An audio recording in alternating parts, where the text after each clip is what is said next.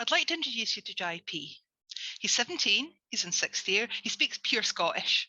He lives on a scheme, he's doing okay in school, and now he has to decide what next. In a 20-year teaching career, I taught a lot of Jai Ps, and it always fascinated me. How come some bright, beautiful, wonderful young people leave school with 5 good hires and go to uni? And how come some bright, beautiful, wonderful young people leave school with nothing? And that was odd because it didn't seem like these young folk had a different set of aspirations, and it didn't seem like they were less able than the others.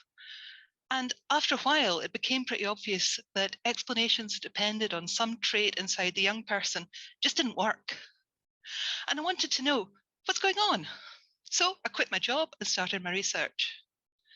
So far, I've looked at data from our university, done a survey, and I've talked now to more than 20 of our widening participation Scottish students. 2 things stand out so far. The first is to do with exams. It can be pretty hard to get into the subjects you want. You pick subjects in second year, but can only pick from what's on offer in your school. Often schools will not let you change your mind about subjects, so once you're on a track, you're stuck on it. That was pretty tough for many of my students who often knew they wanted to go to uni, but didn't know what they wanted to do or what to pick. So, if we're going to encourage more young people from areas of high deprivation to come to uni, we need to talk to them before they pick their subjects in second year. We need to be a bit flexible about what subjects we ask them for when they're applying. If your school will only let you do 2 sciences, for example, it's hard to get all 3. And if your school doesn't do an advanced hire, you can't take it, no matter how passionate about the subject you are.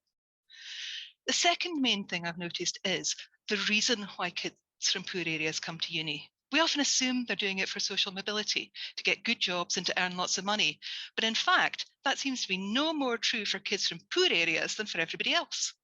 In fact, it seems like a lot of kids from poor areas believe they care more about studying for its own sake than their peers. Being here can be pretty tough for a kid from a scheme who speaks different than everyone around them. Many of them, though, describe themselves as different from the other students because they love learning more.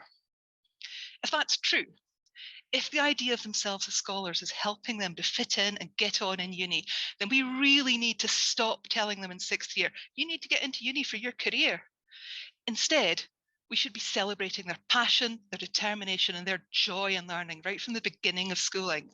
What I mean is, if Jai P wants to come here because he really loves geography, if that's his reason for coming all this way to University of Glasgow, let's celebrate that.